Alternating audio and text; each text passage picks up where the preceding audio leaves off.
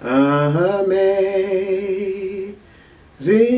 grace, how sweet the sound.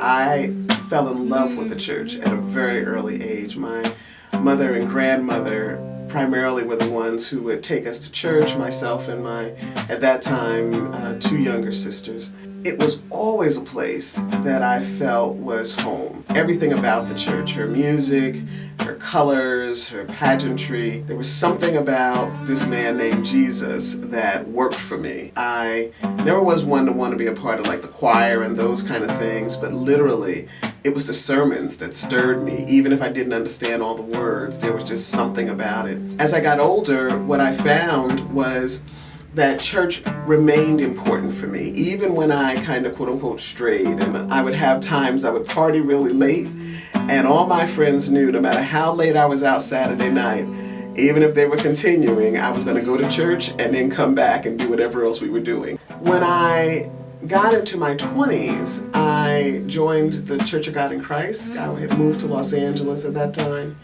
I was going to a large church there. And two things were happening during that period of time. One is I had come out as a lesbian and was in my first relationship, and my goodness, I was just like anybody else that was young and in love. The challenge was also I was growing in my faith and was very engaged in my congregation. During that period, I was hearing the homophobic messages. So I'm experiencing this great love, and I'm loving God with everything I have. I dedicated my life to the church. And the thing was that the church said, I can only take a part of you. I can't take this other piece of you. So I had become celibate, actually, and had made the choice that if God can't accept me as I am, then I will give up this part of myself, and God will have to deliver me.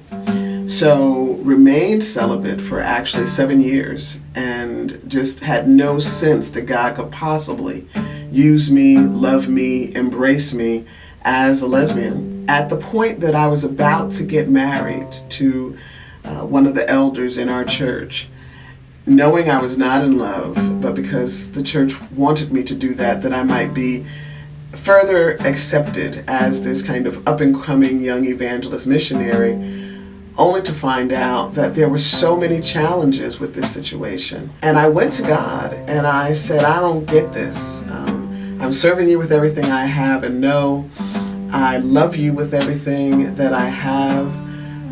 I am allowing myself to be used, and I feel like you don't care about me.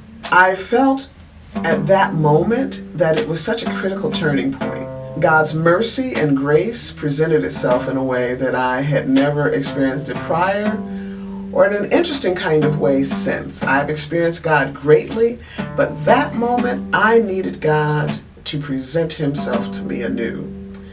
And God said something quite fascinating, that despite all the messages you've been hearing, and despite all the prayers to get delivered from homosexuality and all of those varied other things that were happening, at the end of the day, I did not make a mistake, Tonyia, when creating you, just as you are. That was a turning point. That's when God, for real, became my father. And I immediately got rid of the engagement because it would have destroyed 2 lives. There are 2 big messages I remember. The first was I was going to hell.